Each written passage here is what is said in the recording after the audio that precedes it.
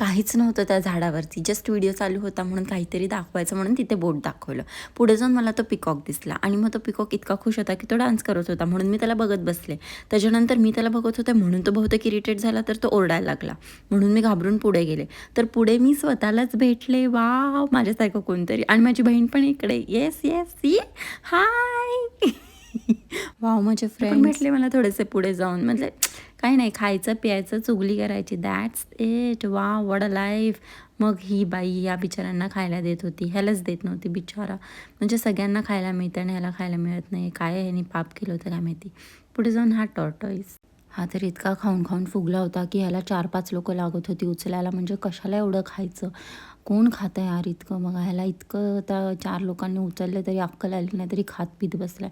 आणि मी इकडे अलगच शायनिंग मारत होते. माहीत नाही मला आता या वल्चर्सच्या घरामध्ये जाऊन तर काय शायनिंग मारायची होती.